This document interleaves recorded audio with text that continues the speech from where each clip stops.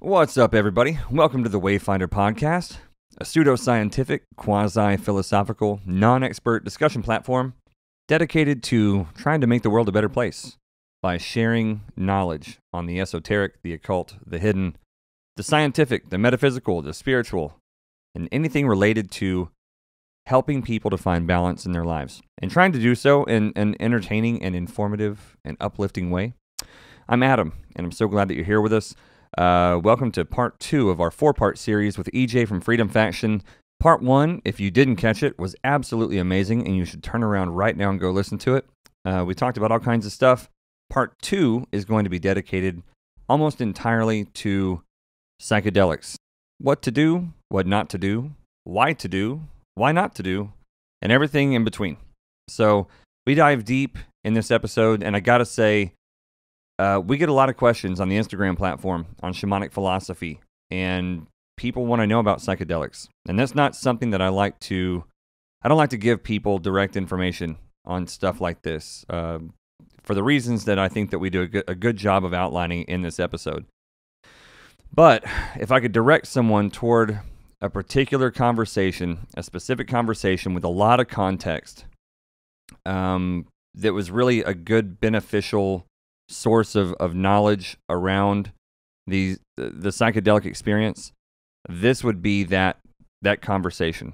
To me, I think this is one of the most valuable and knowledge-rich conversations that exists on psychedelics anywhere, as far as I can tell at the time of recording it. So you're going to enjoy it if this is your cup of tea. I hope that you'll share it with friends, family, loved ones, anybody who is curious about the power and the reasoning and the benefits and the risks of these experiences. Psychedelics are they've been used for thousands and thousands of years by people all around the world, and they need to be treated with respect. And they're misunderstood by our society, and they're demonized by the government and by a lot of people. And on the other hand, you have a lot of people that are out advocating for the use of psychedelics that I think is pretty irresponsible and disrespectful to the medicines themselves, which is really what they are when they're used properly. So that's it. That's it for the intro. You guys are going to love this. It's a great conversation. We're going to roll with it. Part 2 of 4 with EJ from Freedom Faction on the Wayfinder podcast. Let's do it. We're good. All right. And we're live. Yes. All right, guys, so we're back. We took a little hiatus. We got a little bit more whiskey in us. A little bit more. And we walked around and got some fresh air. And the first half of this thing was just tremendous. We're going to do 2 of these. So if you're listening to this, make sure that you catch the part 2. Well, I mean, I guess, I don't know. This is part 2. Tomorrow's like part 3 and part 4. Yeah. We're probably going to do 2 parts tomorrow. It's a 4-part, 2-day series, Meeting of the Minds. Mm-hmm. Awesome. We're having the best fucking time. I am having a great time. Oh yeah, I really am. Like, I really am, dude. If you guys, I'm gonna go ahead and say this for us now, dude. Like, if the audience knew everything that we were, only a quarter of what we were talking about during the walk, during the break, while we're recording now, like if they only knew, oh man, this is, you guys, you were listening to some pretty like interesting individuals. Like, there's a lot of wisdom to be learned here. Thank you guys for having me. That basically means we do a lot of drugs. Yeah. Well. No, in all fairness, so I want to address this because I'm going to need to head this off because this is going to happen on YouTube. Before it starts. Okay. You know, so I did a video with a DMT researcher. We did a podcast, not a video, but a podcast last year. Okay. Right? Okay, April or so of last year with Dick Kahn. You guys can follow him on Instagram. It's DMT researcher. I love the man. He's a wonderful man. He's a good father as far as I can tell, based on his relationship with his kids as far as I can tell. I say all that because we know it was a great video. It was a great YouTube thing. We got a lot of engagement from people, a lot of comments, a lot of views. But a lot of people had, 99% of the comments were extremely positive. Mm-hmm. Right? 97% were extremely positive. 2% were kind of gray. And 1% were people who didn't like what we had going on. Of course. You know what I mean? They're like, this guy's a druggie. You're gonna have haters in anything you do. Yeah. So did you? You probably didn't check. You didn't catch that podcast, did you? Probably not. All right. So, Dick Kahn wrote a book called DMT Researcher and the Occult Mind? DMT and My Occult Mind. And My Occult Mind. He's called DMT and My Occult Mind. And the subtitle was Investigations of Occult Realities Using the Spirit Molecule. And who is this by? Dick Kahn, Khan. Okay.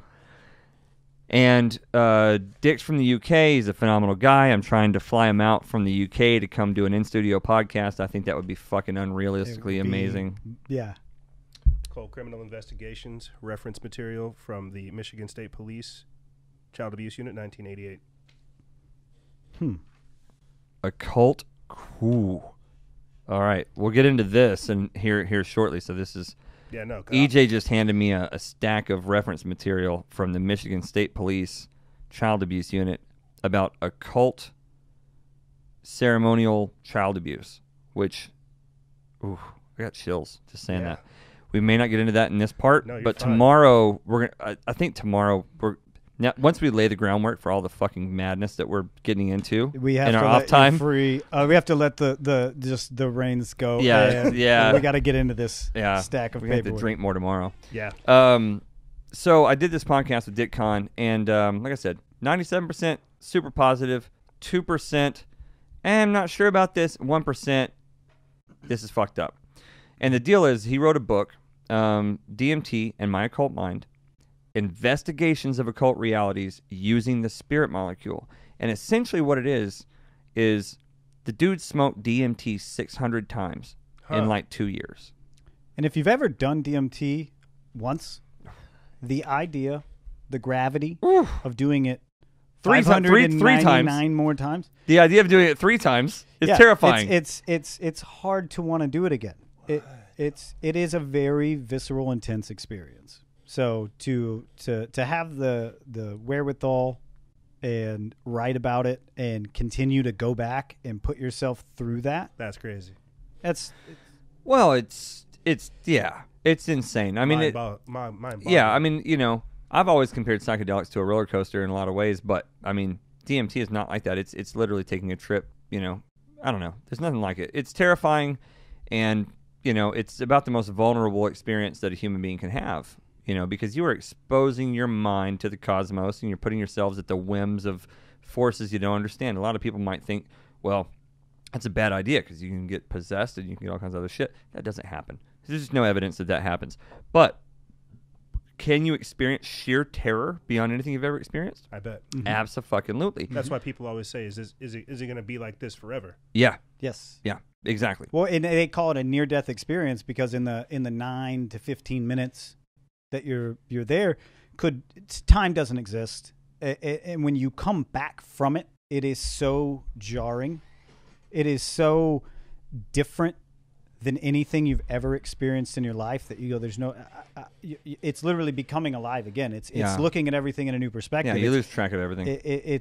That's where to me it's not like dying. Not that I know what that's like, you know, but I get the near-death experience because until you've done it, there's no vocabulary for it. There's no description. Oh, have you ever seen this thing? It's kind of like that. No, it's you don't have like a vernacular. There is nothing for it. So when you come back from it, especially a full breakthrough, which is doing enough to really get all the way into the full experience and be immersed in it for an extended period of time. When you come back from that, it is like waking up from the dead in the sense that you're just happy.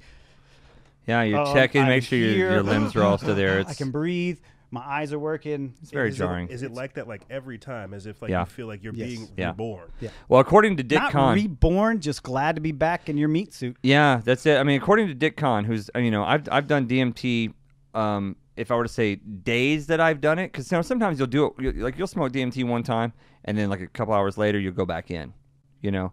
So total, I'd probably done it 10 times. As if like it's still in your system and you're just having like no. I mean, you'll in a place where you're willing to. Right. So like for instance, you know, if we set up a night when we're going to do it, you know, we go to a very special place and we set a mood and we prepare everything, and then, you know, I might do it once, and then JC will do it once, and then whoever else is there, we kind of pass that around. And it lasts for 15 minutes, and then after that 15 minutes, you spend another 30 kind of in your afterglow reflecting on the fucking madness that you just went through. And then an hour later, everybody kind of mentally prepares themselves, and you might do it again. So you might do it 2 times in one night. You know, some people I think might do it more, 3 times maybe. Yeah. I think Mike Tyson said he did it several times in one day, 3 times in one day, 4 times. But I've never done it more than twice in a day because that sounds fucking crazy to And me. this is what you mean by doing it like ritualistically or ceremonially. Yeah, ceremonially. It's something that needs to be treated, but With respect. with respect. But I want to be clear that I've not always done that, and you'll pay for it, I think. JC? No, I will totally agree. Because I've been at parties where people will be doing mushrooms or acid, and I'm like, dude, That's a bad idea. Yeah, I'm like, how can you? Well, I don't feel like my introduction to psychedelics was in high school, and I just misused them in the sense that I had a great time. You know, had trips, had hallucinations, had the color changes on mushrooms and all that stuff, and then I learned to properly use psilocybin mushrooms later in life and realized I had been doing it all wrong. Not that that's necessarily wrong, but it's now I don't do it that way. I won't do it that way anymore. I'll use it. Respect the trip. Yeah, I use it with set and setting, mad respect to what I'm about to go through. I need to be right spiritually, mentally, physically, dietarily. There's a lot of homework that goes into it. With DMT, if you're just casually gonna just smoke 3 hits of DMT and blast off into the cosmos, and you're not doing it conscious, and I always say do your homework. You have to prepare yourself because you are sending yourself somewhere else. Where that is, not sure, but I've been there and I've come back from it, and I've had experiences. The first time I did it in a tribal situation. I did it with loved ones. We were all... It was your birthday. Yeah, it was my birthday. Nice. We were all there together. I had everybody that I loved the most around me. We had spent a day of just fun together. I had all these loving people, and so when I did it, I knew that whatever happened, I had these people with me. Didn't break through because we weren't sure. It was my first experience with it, and our first really trying to figure out the mechanics of it. It's not the easiest thing, and I don't really want to get into teaching anybody how to do it properly.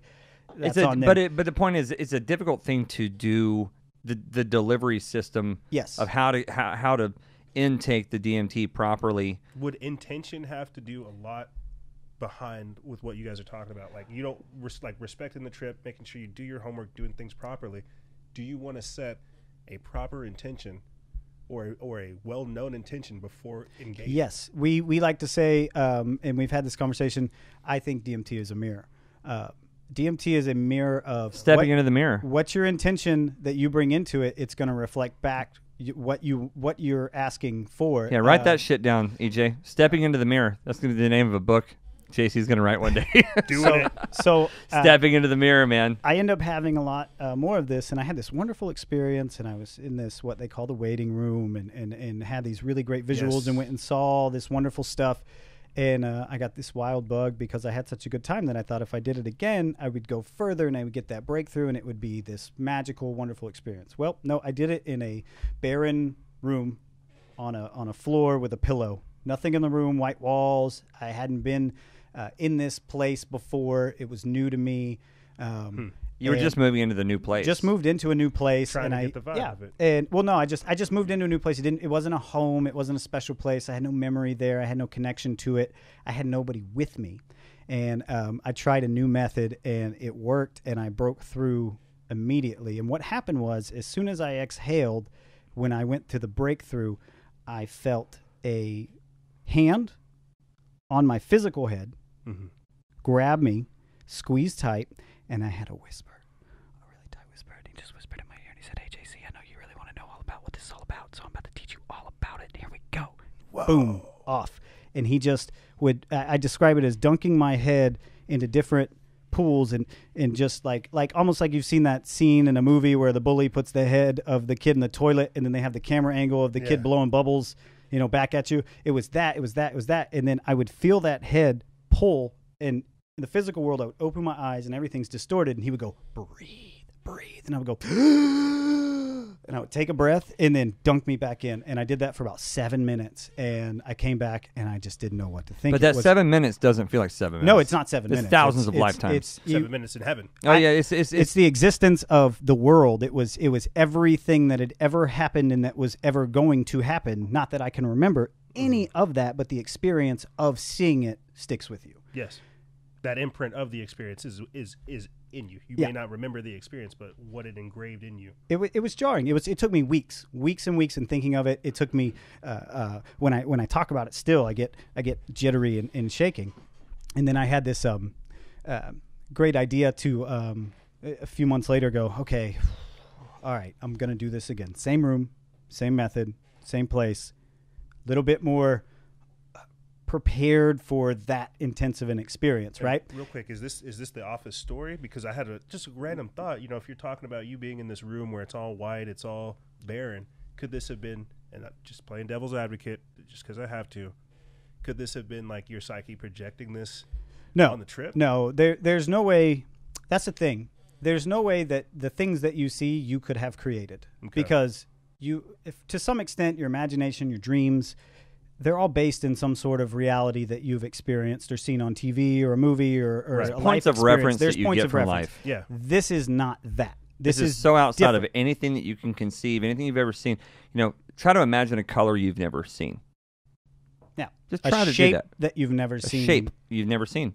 And then now take 10,000 colors you've never seen, 10,000 shapes you've never seen, 10,000 feelings you've never felt, 10,000 sounds you've never heard, and put them all together in 1 microsecond, and then do that for 7 seconds or 7 minutes, and then all of that is feeding you information. This is not just random shapes, colors, feelings.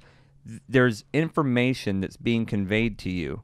Like imagine looking at a high-resolution picture the size of a billboard, right? And it's a rainforest with a monkey and a leopard and a person and a cabin and a river. And imagine all the information you can take in from a super high-resolution billboard in 1 second, right? Or even 60 seconds, right? Right. Now cram all that into a microsecond, you know, and then do that 3 billion trillion times over the course of 7 or 8 minutes. And it is the most massive and forceful download of information you can conceive. And depending on the situation, the setting, or whatever, is going to affect how you receive that and how terrifying or okay it is. Yeah. Well, in that trip, before I broke through that first, what I officially call my first breakthrough, the time before, I had no intention. I was having a good time. I wanted to try this. I was curious. So the curiosity was my intention, and I went through, and they were like, you're curious? Here's a lot of this, you know, and I had this really wonderful experience, euphoric and giggles and laughter. And then the next time when I broke through. Just to interject real quick, because I'm go ahead. curious about all of this. Do you think that, you know, Adam's talking about how this information is being shown to you? Do you think that there is somewhere in your brain to where it's unable to receive it, and the filtration process kind of has to overcompensate it? Like, let me answer this, Yes. because I don't want to jump in because I talk all the time, but this is actually something I did hear from a neuroscientist, maybe in a TED talk, I think. Mm-hmm. They're now realizing that not only was Rupert Sheldrake right about the brain being a receiver of consciousness, and if you guys haven't looked into Rupert Sheldrake is the fucking man. He's the greatest scientist of our generation. He's written books worth buying. He's got lectures worth watching. He's got interviews worth listening to. Rupert Sheldrake he's the father of the idea of morphic resonance. I mean, yes, the morphic field. Yeah, that's Rupert Sheldrake. Okay. That comes directly from him. That's his idea. Morphic resonance, morphic field. I won't get into that now, but go look it up, guys, so you can check that out. Where are we going with that? We were talking about how the brain. the Oh yeah. So the Rupert Sheldrake idea that the brain is a receiver of consciousness. He didn't really create that idea, but he's one of the most current modern proponents of it. The brain is a filter more than it's a receiver. Yes. Right? So it's almost like, imagine you have a little tiny spark the size of an electron in the middle of your being, and that's you. That's who you are, right? The rest of your biology built around that becomes a filter, because that little spark is exposed to all information and all frequencies coming in to it, okay? And we know that the human mind can only perceive like 1% of the known universe. Yes. Then with all of our microscopes, telescopes, electron microscopes, all that stuff, we can do 5% of the known universe. So there could be a whole other unknown universe that's 3 trillion infinity Google times bigger than that. Yeah. And EJ's holding up more shit over here that we got to look at. Apparent detection via new telescopes with concave lenses of otherwise invisible terrestrial entities. That's why I fucking love him, because he's got all the good shit. I got goosebumps. Yeah. He brings the good shit. He brings the good shit. Well, these are documented cases with references. Take a look at that, JC. This is documented evidence of them finding entities or things that can't be seen with our normal eyes and have to be seen through these concave lenses that are hanging out over populated centers, military installations, and just like medical facilities. So whatever they are detecting is around us. So listen, guys, this is part 2. We went for an hour and a half or something earlier, I think. I can't remember. And we're going to probably do an hour and a half now, and then we're going to do it again twice tomorrow. I still want to hear JC. You will. Oh, God. We've got to dig into this more. And just so you know, EJ brought us a big stack of documentation, and he's just so fucking on point with what we're doing. You have to go check out. If you're listening to this episode right now or this part, we might do this as one video. We might do it as many. I'm not sure. But make sure that you continue on and catch the next part of this, because we're going to get into EJ's documents. He hasn't touched any of it.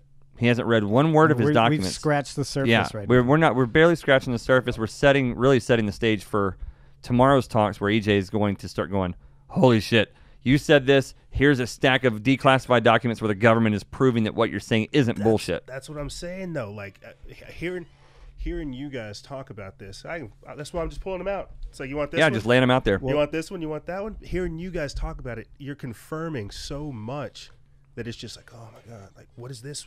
That's why I'm over here scribbling these notes down. What's uncomfortable and crazy for me is that you go, oh, I've been researching this, and these are just private conversations that we've had of our experiences as in the psychonaut realm of going and doing psychedelics. And like I said, psychedelics for me were a fun thing to do on the weekend, and then they became something completely different. Yep. And back to the DMT. I mean, you want to talk about this office enterprising scenario.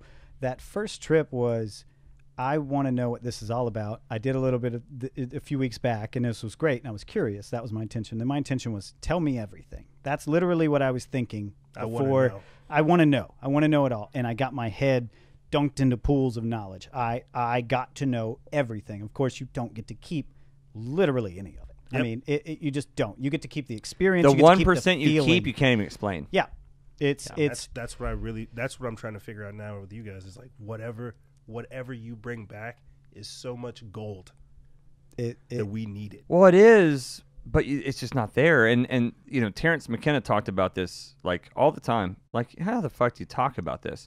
You can't, because you lose 99.9999999. I mean, imagine that you receive 1 trillion bytes of data, right? So I'm a technology guy in some ways, so I think about things in terms of computerization and bytes of data. 1 trillion bytes of data, and you get to keep 100 out of 1 trillion bytes of data, and those 100 bytes of data you don't have words for, right? Yeah. You know what I mean? So it's tough, which is the hard thing about a DMT experience, which we'll get into in a minute, why JC and I particularly have views on DMT and mushrooms and how these things are, have different benefits and values and uses in your life. Yeah. Because DMT, as you're going to hear about JC's experience in just a second, you only get so much, but they're profound and they're very experiential. And for the person experiencing them, they're more real than your own life. Well, DMT is the only psychedelic that I would ever worry that somebody would, and we've had this conversation in private, is I would never recommend it to anybody that I didn't think was capable of handling it because of literally PTSD. Okay. No doubt. It is a jarring, juxtaposed thing that, you take a psilocybin trip, even LSD, you're not, I would never worry that somebody's going to come back and have had such an intense time that they're not going to rebound and then take that and learn or whatever. DMT is so jarring that you can literally, I feel like, end up in a place mentally like just confused about it. It could knock you off course, and then there is not a benefit. And to me, when there's not a benefit to it, there's not a purpose for it. Then when there's not a purpose for it, why am I even interested in doing it? Agreed. It's got to have some sort of value, purpose, lesson to be learned. Back to the intention thing, and the intention was to learn everything. I learned everything. Weeks later, I decided to do it again, but I'm prepared for a breakthrough. And this time, it wasn't. My intention wasn't tell me everything. It was, a little bit more of what's going on. What's going on when I'm there? What is this? Yeah. Where am I? What are you? What are you showing me? What's that? Why did you do that? What's going on? I'm no longer demanding you give me information. Mm-hmm. I'm now asking you to explain whatever you'd like, whatever you want to explain. Mm-hmm. Just give me some insight. Tell me something as to what this is. I exhale. I'm breaking through, and immediately I met with the same entity, the Whisper Man, and he pulls me out of this cosmic, floaty, more realer than real, more 4K, more 8K than anything you've ever seen. You're not in a computer animation. It's more real than real. It's the only way that I've ever heard it described crazy. properly. And it really is. It's more real than real. Think of the most high-def 4K TV you've ever seen, and then go play Mario Brothers on a tube TV from the 70s. Okay? Are we the tube we're the TV from the 70s? We are the tube TV, and DMT is 50K, way beyond the 4K that we are used to today. I mean, it's 100 levels of separation away from the difference of a tube TV from the 70s to 4K. Watching Avatar, James Cameron's Avatar on a 4K TV. It's so much realer, and it's not just visually realer, and visually more distinct and clean and pristine, and everything has got this shiny, plasticky, metallic sort of, it's so real and so distinct, you can't conceive it in this state. Nothing exists that you've ever seen. Nothing exists that you will ever see like what you see when you smoke. That's the problem with vocabulary. Yeah. There is nothing to describe it because you can't describe and something every you've never element, seen. and also the problem with describing it It's like is living light. Is that it sounds like kind of like what you're talking about? It is. It is. It's very much that light is alive in that place, and things are manifesting to you through light. But it's difficult because every element that you experience in that place has size that we can't understand fully here. So I've sat on the south rim of the Grand Canyon, right? If you've ever been to the Grand Canyon, you know how big it is. Right. And it's hard to describe how big it is to a person who's never seen it. Right. But DMT is that way in the sense that you sit down. I remember when we were in El Paso, I did that DMT, right? And that was a place where I felt like I was at the Grand Canyon. It was that big, right? So that was a good scale for me. Mm-hmm. The Grand Canyon's fucking huge. And the place, the setting that I was in was about that size. So I was like, okay, this is cool. I can actually explain it to myself how big this is. I have a point of reference. Yeah. Proportion is actually present here. There's some kind of proportion, But also within that Grand Canyon-sized landscape were an infinite and indescribable amount and dynamic of shapes, figures, ideas, and feelings that were all moving in perfect synchronicity, that were expressing themselves through the light, if sort of in your terms, through the way that they moved, the way that they shifted, the way that they interacted, and it was like 18 billion trillion gears of different colors, shapes, sizes, dynamics, depths, all expressing themselves. They were all turning together. But in their turning and moving and shifting and all that interacting were lessons, information, ideas, feelings, emotion, old knowledge. It's very hard to explain that I saw this color and it was old knowledge. I saw this shape and it was love. We talked earlier about movies and how movies express truth. Mm-hmm. Right? So a movie can express truth, can express an idea, and at the end of the movie, you have a lesson maybe to sum it all up. Right. So imagine that I just put a little, 6-tooth gear in front of your face. It's orange with a blue outline. Let's just make it super simple. Okay. It's not that simple there. But a little 6-tooth gear, it's orange with a blue outline, and it turns a quarter of a turn, and that's you. And the lessons and the knowledge and the information you get from that is the entire movie of like James Cameron's Avatar. Right. Right? Think of all the lessons that are wrapped up in that movie. Go spend 3.5 hours watching James Cameron's Avatar. Now imagine you got all of that information, all the life lessons, right? Think about everything you associate with that. And you got that in a quarter of a microsecond with a quarter turn of one gear. Now imagine 1 trillion of those gears made of 500 colors of different depths and sizes all turning together the size of the Grand Canyon. And imagine the amount of information that you're downloading. Jeez. And that's actually the best I think I've ever described. No, it. That's perfect. That's brilliant. That's brilliant. Yeah, you blew my mind. I'm not going to lie. I've never heard anyone describe DMT that well, and I did it by accident. But that's perfect. essentially it. So I think describing like all that information as literally learning a new color, I think that's probably like the best way to explain it. It's like, whoa, how would you describe like a purple, magenta, yellow? Yeah. That taught you ancient history. Yeah. And we only see a small part of the light spectrum. How many other colors are there? We only have 5 senses that we commonly acknowledge. Mm-hmm. How many senses are there? We only have 18 different scales of human emotion. Yep. How many are there? You know what I mean? And all those things are impacting you and assailing you at the same time, and you're taking it all in, and it's a lot. It is. It's everything. Yeah. I got to piss. I'll be right back. All at once. But well, I mean, that's what this is, was the looking at the technology to see how you guys are already interacting with that. Yes. Like how there is something else there, but because we don't have the proper senses or the proper capabilities. They're creating devices and machines to measure and view. Oh, yeah. But we can talk about this, if Adam comes back, the techno-sorcerer aspect, because I talk about that all the time. I feel like technology is the black mirror. It's being used to emulate us. We're the original computers.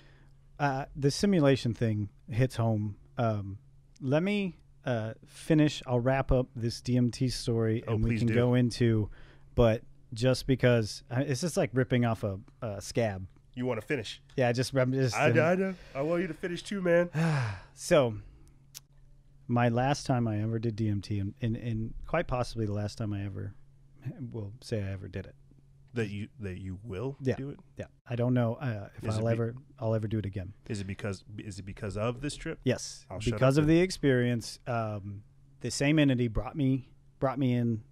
He was there, and I was back, and I immediately felt comfort and fear because I thought he's going to mess with me. He laughed at me. He jerked me around. He pulled me out of this vast place that we've been describing this entire time. This DMT land that everybody talks about in their own way, right? I had never really hung out in there. Mine was so quick the first time, and so visceral. And he showed me all the different places, and machine elves, and then all of a sudden all these gears, and then all of a sudden I'm in this really squeaky clean, bright colored geometric shapes moving and twisting, and then I'm into the next place. And he just gave me a full tour in the time that I had. Boom, boom, boom, boom, boom. I'm out. Now I'm back. This time he grabs me, pulls me, and imagine being inside of a fish tank at the bottom of the ocean. And inside the fish tank, it's normal, but the ocean is coming in around you. Like you're looking through glass, but through the glass is the machine elf world, and through over here are the gears turning and all the different places that you could be in DMT land. They're all around me, but now I'm in a controlled environment. Now it's not, and it's a long tunnel, and everybody down the tunnel is looking at me. And I'm not talking about people. I'm not talking about human forms. I'm talking about balls of light, shapes, but they're you perceive them as they are entities. Eyes as if they're looking. They are communicating, and they're looking, and they're glad I'm there, and they're happy to see me, and they're like, "Yes, you're here." I describe it as the old telephone rooms, where it's just people smoking cigarettes and unplugging and plugging in cords, and they're all sitting at their little respected workstations down this hallway, and they're enterprising is the word I like to use. It's a business, and they're trying to communicate what they're trying to communicate with. I don't know, but they're glad I'm there, and I'm there to help, and I'm there to do work. I'm there, and they're bringing me behind the curtain, the Wizard of Oz curtain. I'm behind the curtain, and they're showing me things that I didn't know existed, and they're calling me by my name, and they're interacting with me. by the time I walk through and shake a few hands and say hello, and all of a sudden I'm back and I'm out. I'm freezing cold. I'm convulsing. I'm shaking violently. And I immediately grab my cell phone, turn it on, and start recording and start trying to capture as much as I can capture. And I'm crying. I'm scared. I'm going, there's something going on. There was a moment while I was there. And is it fear? Like, this isn't fear. It's not fear. It's just an overwhelming it's like shock sensation. Yeah, it's shock. Shock. It is shock. Yeah, it's shock. It's you're totally in shock. That's why you're cold and you're shivering, because everything that you thought you knew about reality in the universe has been shattered, and there's no one that exists that can ever convince you otherwise. Yeah. At this point, there's no going back. I'll tell you what. We'll splice in. I don't know if you have yours. I'll splice in my first DMT trip video, which I still have, into this video. Nice. I have mine. It's embarrassing, but I have it. I'll do it. I can't wait for this. But if I'm telling this story and we're going this is education for people. This is a thing that exists, and once you experience it, like you said, there's no going back. I mean, you've now experienced something that nobody can convince you otherwise any other way that doesn't exist, or you made that up. You ask, is there a possibility that in your own mind you think you projected this? And that's what a lot of people say about the psychedelic experience. You didn't really go somewhere. You created a place, and they just enhanced your own mind. Hallucination. No. It's actually a place that exists. Well, what I want to say about that is that, to be in all fairness, like, maybe it is a hallucination, right? Mm-hmm. But maybe so is this. Yes. You know what I mean? We'll get into that probably tomorrow, or whatever. That's simulation theory. Holographic. Universe. Yeah. I whatever happens in that DMT land, maybe it is in your brain. Maybe it is, but maybe all the rest of it is too. Mm-hmm. You know what I mean? But why would other people be experiencing it? Because I think we're all linked. Yeah, how are we all going to he's got a similar different places? brain chemistry than me. How come he's going to the same place though? Yeah, you see, it transcends biological. That's what I would figure. And I agree, and that's why I say, like, if it is a hallucination, then everything else is too. Yes, you know what I mean? Because maybe we can all share hallucinations. A lot of stories of shared dreaming and stuff like that, and.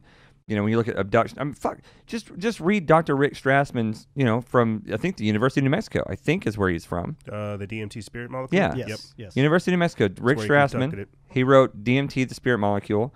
And I've got the book at home, and, it's, he discontinued his studies.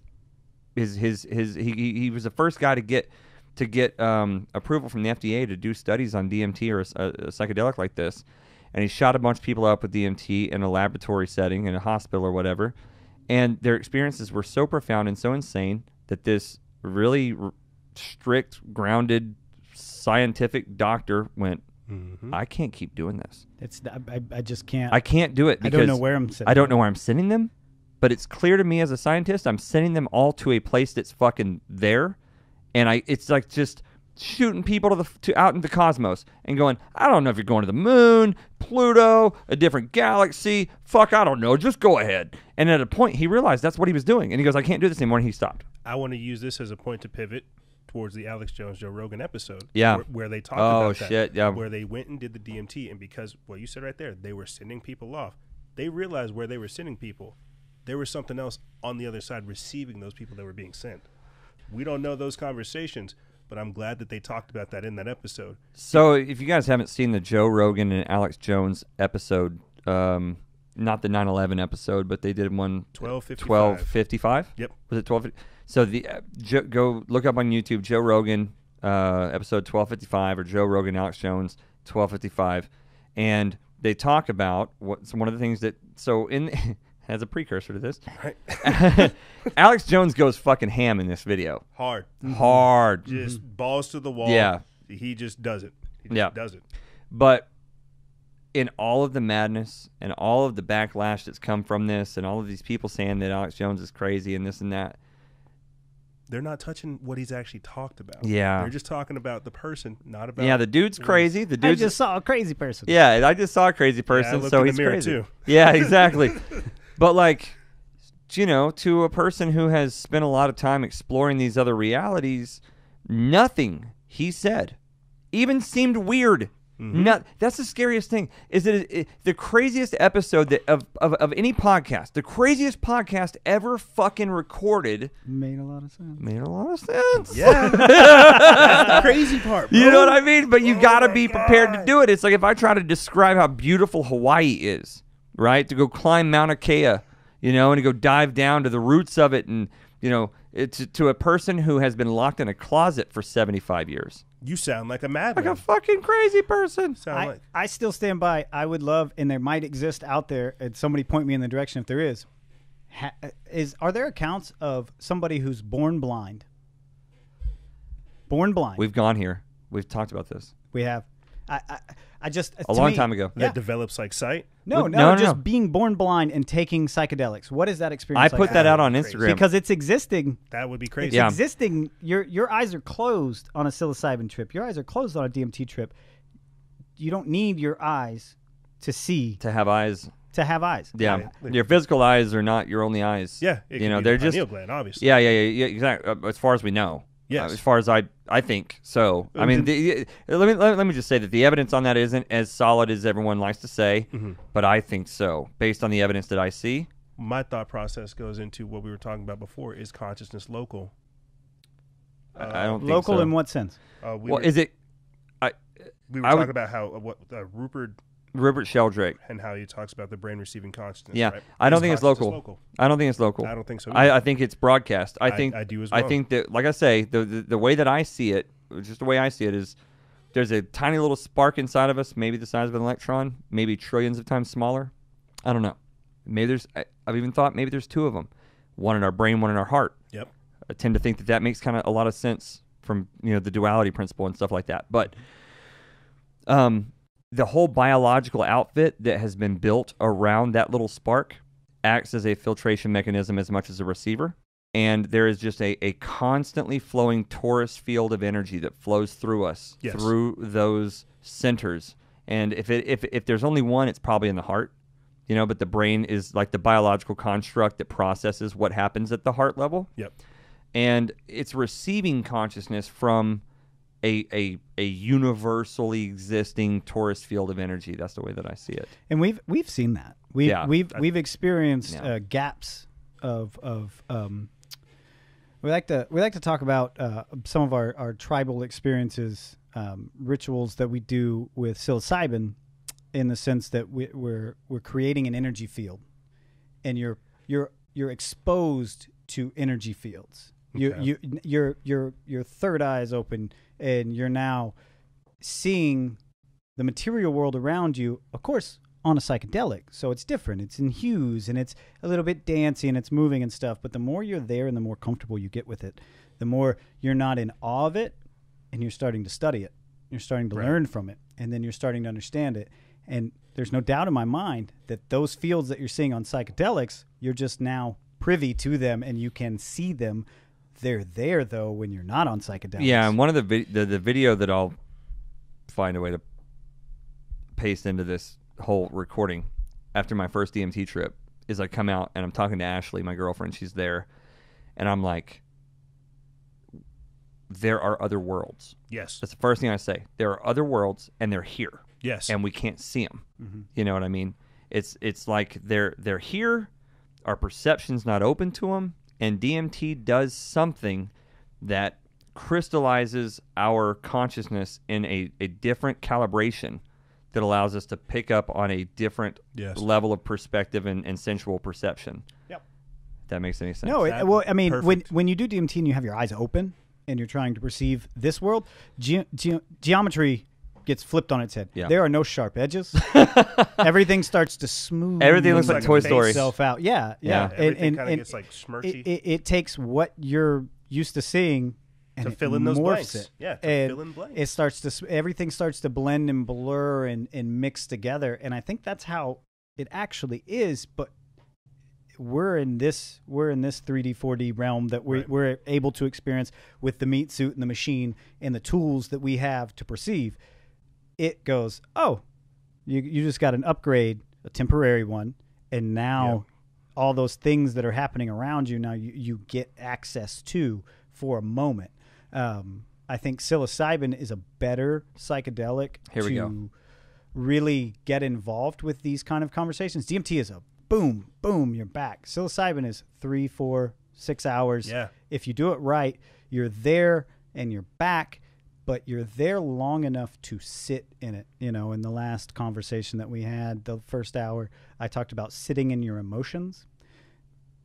It's sitting in a psychedelic experience. It's a long-term alteration of your mind. Yeah, we've talked about how smoking DMT is like strapping yourself to the front of a rocket ship and blasting off, you know, and you have, I mean, virtually no control other than where it goes. Yeah. Other than, I would say, like you can't think like, oh, I want to be revealed this, or I would like to, you know these types of things. It's a roll of the dice. Yeah, it's a roll of the dice. Roll of the dice. JC talked about stepping into the mirror. It's something that we've come up with, and I think that's from talking to other people in the community. I feel like that's pretty accurate. Whenever you go in with your intention, when your intention is set, you seem to get a reflection of that out the other side. Right. With psilocybin, well, with DMT, that intention is your steering wheel. Well, let me say, with that intention, I spent days before setting my intention, thinking about it before I would do DMT. I'm going to do DMT on this Saturday. Oh yeah, it's Tuesday, and I'm going, okay, and I'm taking quiet moments in my life, quiet little moments of meditation, brief ones, and I'm going, is this what are you? Do you want to do this? Is this your intention? I would literally build on. It wasn't like 5 seconds before I did it. I was like, this is what I want to know. Rub the magic lamp. I did that my first DMT trip. Exactly, and you know how well that went. Yeah. Like riding that roller coaster. So I just want to put it clear on the record. You can't just say magic words before you smoke DMT, and this is my intention. Cool shit happens. Yeah, doesn't work that way. You really do need to do your homework and meditate on it, think about it, concentrate on it, keep it in the forefront of your mind throughout your days before really. And we've always been good about that with mushrooms. You know, in our most recent iteration, we've been good about that, handling them ceremonially and doing a lot of preparation the whole week, and then fasting and eating fruits and vegetables and drinking water and meditating and listening to the right music. And, you know, but with DMT, it's so foreign to us, you know, and we, for whatever reason, I guess, didn't initially approach it very ceremonially. And we all, or at least JC and I both, had experiences because of that were, I mean, exactly what now in retrospect I would think you would expect. You're like, well, of course you got that because you fucking jumped off. No, you didn't respect it. You got off of I was literally talking to Howard the first time I did DMT, our director of operations at the tech company, and we're talking about budgets and computers and purchasing and all this shit. And I had this DMT sitting in a pipe next to the bed waiting on me. I'm like wearing my work clothes, and I'm like, you know, budget, business, numbers. Stress. Yep, stress. Hang up the phone, walked over to the bed, and grabbed the DMT pipe and fucked my life. Yep. I could see that going bad real quick. It went bad so fast. It went south. You don't want to do that. But what we're saying about the comparison between like a really solid psilocybin experience and a DMT experience is that something I only learned fairly late in the game is that the molecules, the psilocybin molecule and the DMT molecule, end up being very similar. You know, I don't remember if it's once you intake it or what it is, how your body processes it. Well, look at the painting. The molecules on a scientific level, they are so similar. I mean, they are wildly similar. The compounds inside of them all mirror each JC other. painted this, by the way. He painted this for me. This is a painting of the psilocybin molecule, the LSD molecule, and the DMT molecule. And on a molecular level, they all have similar compounds. Look them up. Put them side by side. They all match to a certain degree, and they're all very, very, very different. Yeah. Crazy. But we had our first experience with psilocybin doing this to us. It was a ceremonial setting. We had, you know, lots of people there, and it wasn't just one of us or two of us, but we all went to DMT land. We'd all done DMT, and we knew what that world looked like because things do have a very characteristic feel and look in that DMT world. But instead of being strapped to the front of a rocket, it was like walking through a museum. You know, I mean, a museum the size of a universe. Yeah, but you could look down and there are your feet, and you could look at your hands. Yeah, and you could look look at the walls. You know, I mean, things were, and so after coming. I guess I'm having. Sorry to interrupt. No, it's hard to. No, keep going. Please, though. I'm just curious because do you think during that trip you're still like having access to this? Like, do you think you're still in that location, or is it that your mind's been transported, or your consciousness, awareness of your mind has been transported? Like, you're still able to perceive your hands. And I your don't know limbs, how to explain even it, though but they're I do not there. have a good mental model in my head of how I think it works. Right. And I just haven't had enough people ask me that question for me to actually try to figure out a way to express it and articulate what I think. Well, it's like a phantom limb, or like whenever somebody has a limb cut off and they're still able to have the attachment. It's a phantom. Is it like your body? Yeah, your mind's projecting. We have an astral body. Yes. We do have an astral body. William Henry, if you guys haven't looked into William Henry, we spent some time with him, Ashley and I, at the Earthkeeper conference with him and Graham Hancock and Andrew Collins and all those people. And William Henry and his wife Claire are wonderful people. And one of the things that William, who's had his research, his work has had a big impact on my life over the last 10, 15 years, is he talks about the rainbow light body. Yes. That's his thing. They've done studies of this at the Institute of Noetic Sciences. You guys can go look it up. Yeah, have you looked into William Henry? I've not looked into Write it William down. Henry. Okay. EJ is taking copious notes here. He's so on the fucking ball. I love it. Dude, I'm giddy like a schoolgirl, guys. I'm trying to be cool. I told Adam before we started all this I was trying to be cool. So yeah, he's been cool. You're being very this cool whole time. I'll just say that. I can't even tell if you're having a good time or not. Dude, I'm having a blast. I have to be cool because we're doing a thing. So be a fucking professional, EJ. I'm trying. No, you're doing great. Well, William Henry has done work. So he does the two things I would say that define William Henry and why he's relevant to this conversation is, one, he does research on the rainbow light body. Mm-hmm. That's his thing. He shows evidence that human beings have a rainbow light body, and Buddhist monks are able to achieve this state. They've done this. This is science. This is fact. So continue. We know it, and it is the spaceship with which we traverse the cosmos. Yes, that is our rainbow light body. And he shows evidence for in Buddhism and how monks can achieve it and how all these different things. And then he also talks about how artwork mm-hmm.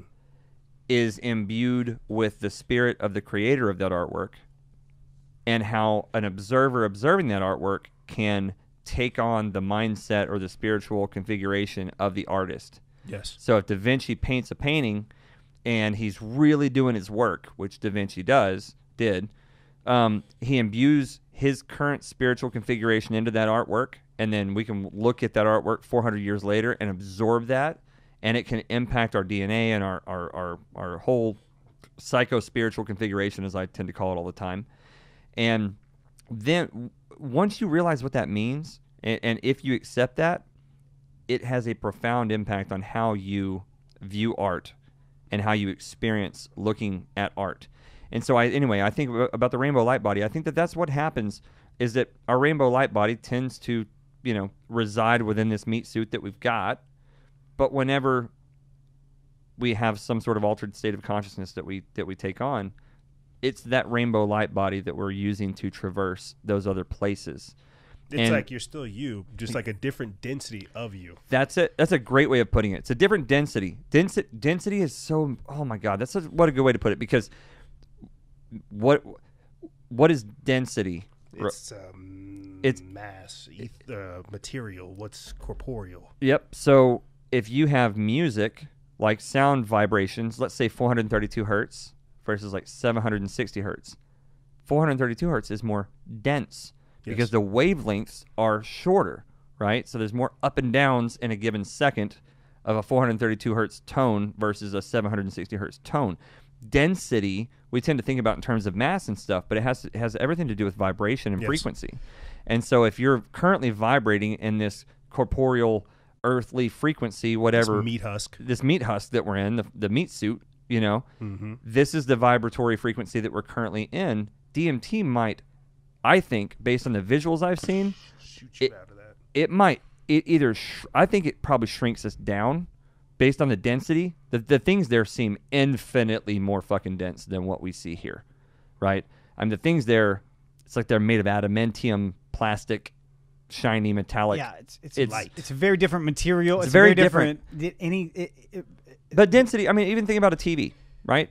What has which graphic, which screen of a TV is more has a more graphically dense resolution? A 1970s tube TV with 10 pixels per inch, or a 4K TV with 10 million pixels per inch. That's density. That's pixel density. Right. And so based on that, I would say that a DMT experience is a billion times more dense. So maybe what's happening is, just to be totally stupid and speculative here, maybe the DMT just coats our pineal gland and clogs it all up, and it just shrinks our whole reflective ability down to, from this great big, 432 hertz world or whatever we're in, to a 0.001 hertz world, and we're seeing things that are hyper dense. I don't know. You've had this experience. We've discussed this before, but this is something that when you're on a heroic, what we refer to as a heroic dose of psilocybin mushrooms is taking 5 grams or more, and you go under. You're unconscious essentially, and you're traveling in this psychedelic journey that you're on. And what happens is periodically throughout your body in this realm goes, I have to pee. And what you have to do is find your way back. Yeah, to your body.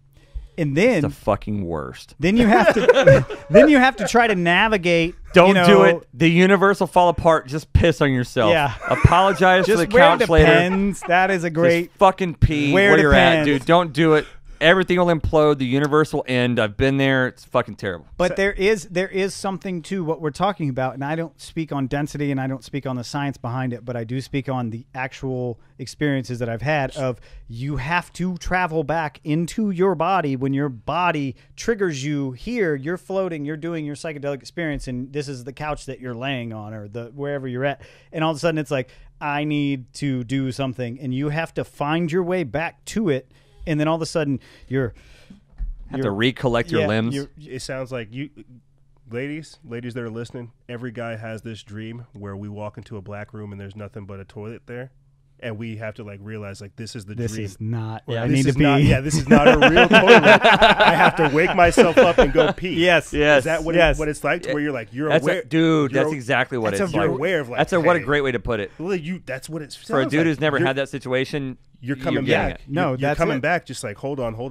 I know this is a toilet. Every time I piss on mushrooms, I have to check 50 times because I'm pretty sure that I'm not in the bathroom. Yeah, I'm sitting on because you got to sit on the toilet. Like all these memes about people standing in front of a toilet peeing when they're on psychedelics. Like fuck that.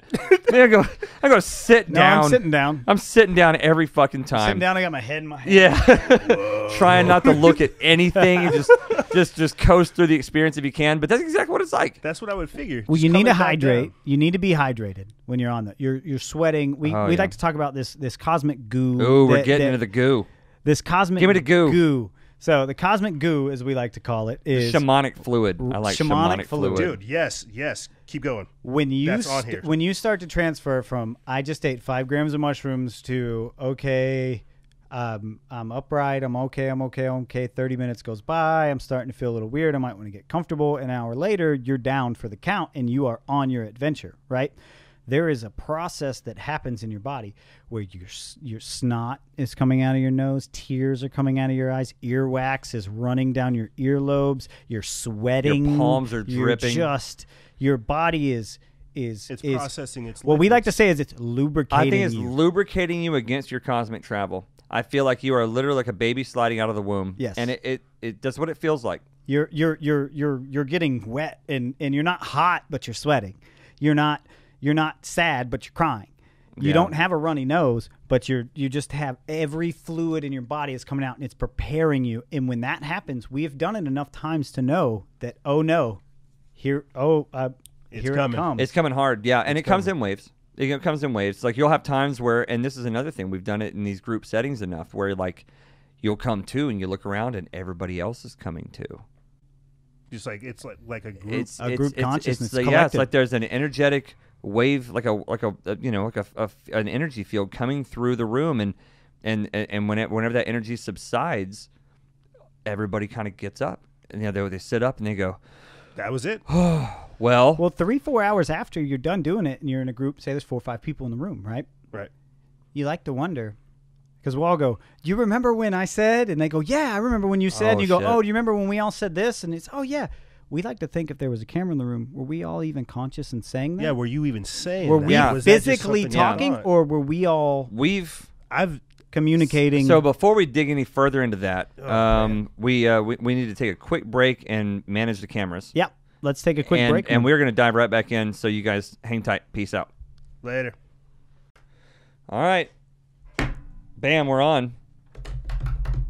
Okay, so JC went and took a piss break, Yep.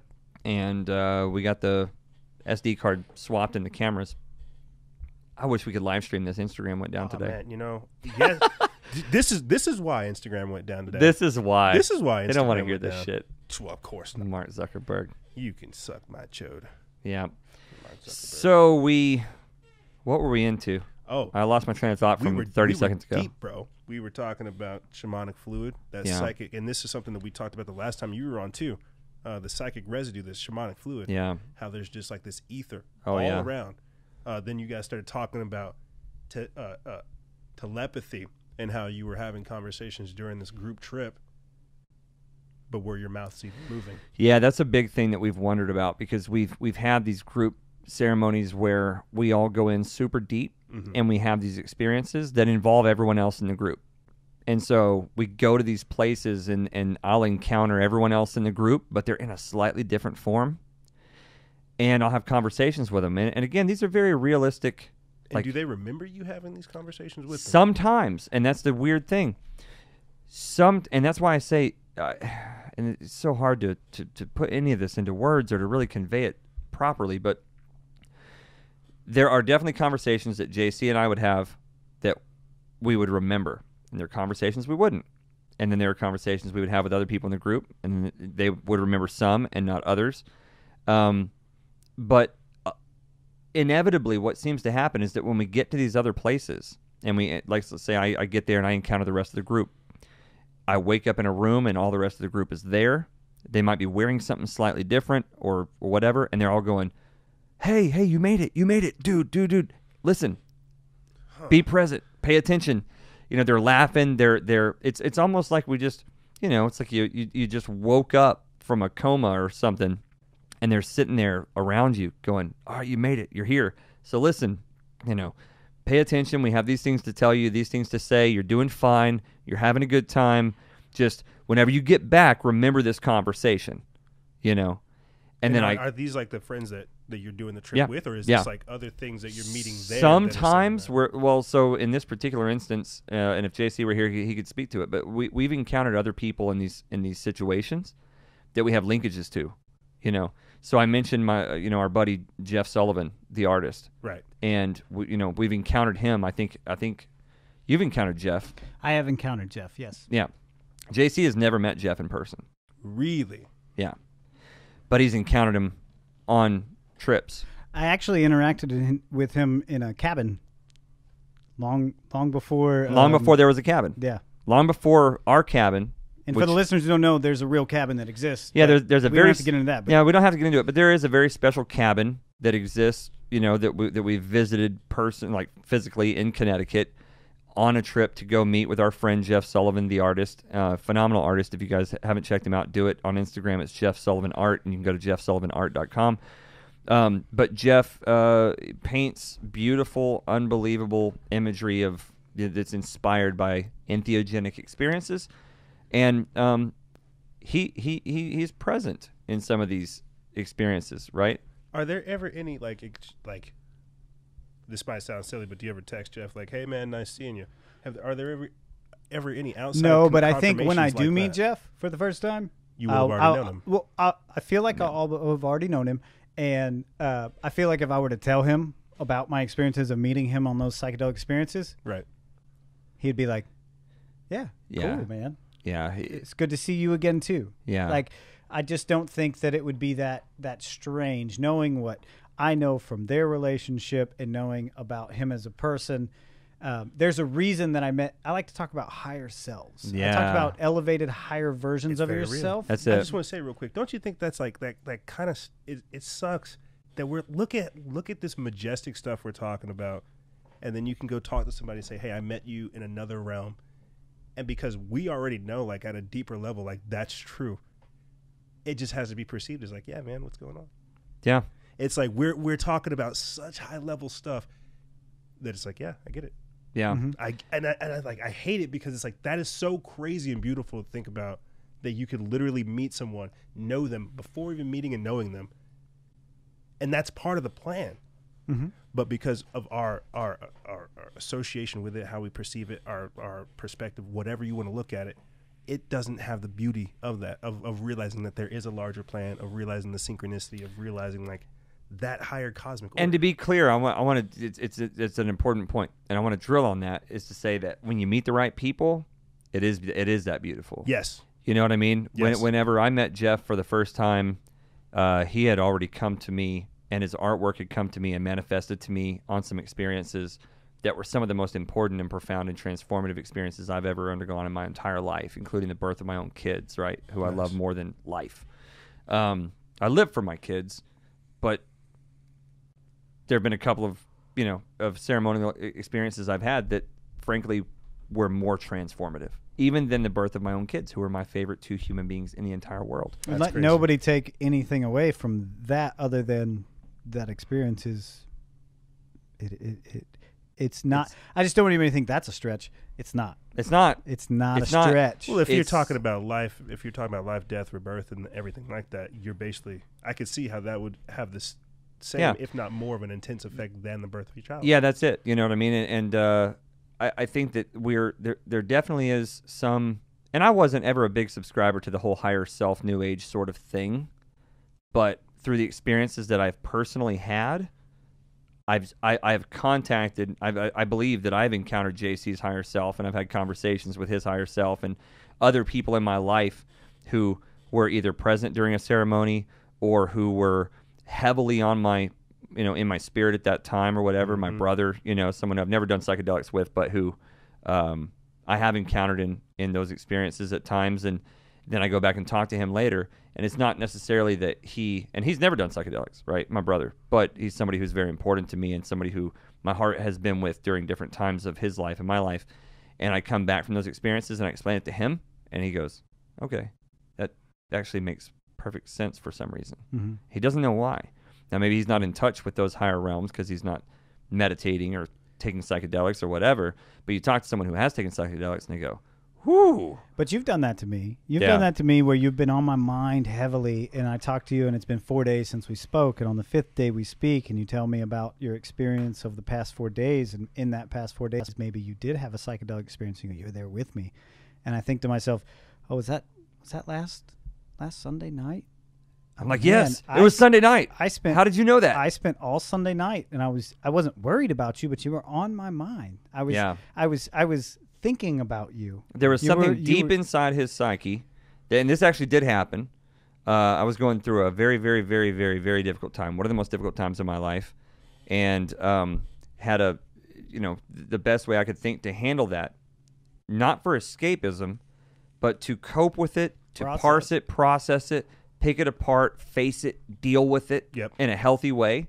Understand it. To understand, love that word, to understand this horrific situation I was going through on my own, my girlfriend was out of the country, everything else, and went home and took a moderate dose of mushrooms and just wept and cried and worked through things and had this experience. And JC was out of town. I was like, man, I don't want to bother him, while he's out with his family doing stuff or whatever. And then talked to his wife later on, and she goes, man, JC was just, kept talking about Adam and wonder how he's doing and this and that. Mm-hmm. He had no idea what I was going through, but I was communicating with him in this other realm. He was there helping me along with a couple of my other friends and, helping me through this really tough time. And so in his consciousness, like he didn't have any realization that he was dealing with me directly. But in his sub or otherworldly or higher consciousness. It was there. It was present. So this is not a bad time to get into the cat story. This is a perfect time to. We just touched on Jeff. Because it's fucking crazy. So the last time I took psychedelics was last October, and ritualistic ceremonial, December. But we did it was a ceremony. It was me, Adam, and another brother of ours, and we're going on this journey, and we're going deep. And as we start to go down, I'm in this blissful place. I'm with my brothers. I'm in this loving, wonderful place, and I know what's about to happen. I know what's coming. I'm prepared for it. The last trip that I had was great, and then it was extensive, and I was still processing the lessons, trying to understand that. And so through this one, I'm closing my eyes, and I'm seeing everything that's coming, and I'm feeling this overwhelming joy. I couldn't be happier to be where I'm at, in this place that I'm at. And through the visuals that I'm having, these little peaks, two little peaks, this little yellow, if you've ever seen Alice in Wonderland, the Cheshire Cat. You know how it always appears in the cartoon version? It's his yellow eyes first, and the cat starts to come next. Yeah, this cat and a smile. Yep. I have a painting. I'll show you. Sketchy. But this cat starts to appear, and I immediately think, oh, mischievous cats. Oh, I have a cat that I love very, very much. Mm-hmm. One of the best pets I've ever had in my life. And so, but she's a little mischievous. They all are. So this cat starts to poke itself into my trip the whole time, all night long. Like, what do you like he didn't come through the first time, so all throughout the trip you just keep seeing just this trip. I've never experienced anything like this. Yeah, this cat's never appeared to you. Yeah, you've never had cat imagery in any trip you've ever had. Never. And you've had this cat for how long has Jesse been around? Going on 6 years. 6 years. 6 years. Lots of psychedelic experiences. None ever involved any cat imagery. And I'm not thinking of my cat. I'm not. I'm thinking this is some form of an entity, and it's a cat, and I know my cat's a little mischievous cat, and this isn't good. And I'm doing everything I can to avoid the cat in my mind. I'm trying to turn the cat into an owl, because I think of owls and I think of wisdom. So I kept trying in my mind to go, oh, cats, oh, mischievous, oh, let me think wisdom, owl. But you don't really, once again, you talked about, is it your mind projecting? It's not, because you can try to like project a different version of it, and that won't help.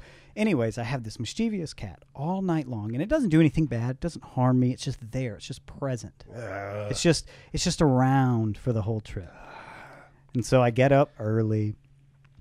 Trip ends. We have a great conversation. We do our recap. We're talking about our night. Everything's great. I get in the car, and I head home to my house, and I happen to call my wife, and she says, hey, how's it going? And I said, great. I'm headed home. And she goes, well, she knew I was going on a ceremony. She goes, well, how was your evening? And I said, it was really great. I said, the weirdest thing, though, it's like this weird cat was with me the whole time. It was this weird cat eyes. And she goes, shut up. And I'm like, what are you? What? Whoa. Did she watch Alice in Wonderland? No. She says, I was just about to tell you that I thought we lost our cat last night. I said, what? And she goes, Jesse, about 8 o'clock last night, she tranced out. She went over to the corner of the wall, and on the corner of the wall, is that the word you use, tranced out? Yeah, trance. Like she was zoned out. She was zonked out. They would pick her up and try to shake her, and they would bring her and put her in her lap, and she would run back over, and she would sit back down in the same spot, and she was just tucked under herself, and she was just zoned out, eyes open, not asleep, staring at 2 curtain rods below a big window that we had. And we had gotten these curtain rods from Adam. They were from they moved. They're like, hey, we got all this stuff. Do you want any of this stuff? We're not taking it to the new house. One of them was curtain rods. We got these curtain rods. We didn't have curtains. We left the curtain rods under the window in the living room, and the cat stared this far from the curtain rods all night long, from 8 to like 11:30 midnight. And my wife and my kid were watching movies and having girls' night and stuff, because I was out, having a guys' night. And they said, she just was so freaked out that I brought up the cat. She goes, I couldn't wait to tell you about Jessie. She's fine now, but like all night long, she was weird. She was unresponsive. She didn't come to treats. She didn't come. We'd pick her up and we would hold her and love on her, and she would just squirm out and run away and go and stare at these curtain rods that were his property and his home, that were connected to him. And I was at his home with him, having a ceremonial state, and I am 100% certain that my cat was in tune Yes. with me on that trip and was there present. Sounds to me like Adam's old, not coat hangers, Curtain rods. curtain rods, acted as some kind of, because they may have Conduit picked up of some kind. a conduit Yes. of some kind. They may have picked up on the residue or the residual energy that was still there, and and your cat used what was ever there to phase through, using that like as the linking between the two of you. Oh, almost exactly. Here's the thing. It rocked me to my core. We had conversations about it. I said, I've got to paint this. I'm not a great painter, but I do enjoy painting. I start this painting, and I weave a green background with purple all through it, and through these purple swirls, I put in the teeth of the cat, the smile. I put in the yellow eyes. Did you ever see it full formed, or was it just No, just hints of it. Just hints of. I never let it get all the way there because I didn't know what it was. I was afraid of it, so I kept just kind of turning and trying to swift. So I paint this painting, and I use this color palette of black and purple and green and yellow. Okay. And The color palette was very distinct. very distinct. Adam comes over, and we've already had the conversation about it. But he comes over, and we're sitting there talking, and nothing to do with this. But I said, "Oh, hey, I never showed you that painting from that trip. You know, we talked about this thing with my cats. It's insane." I show him the painting, and then he informs me. So at this point, I look at this painting and I'm like, holy shit, right?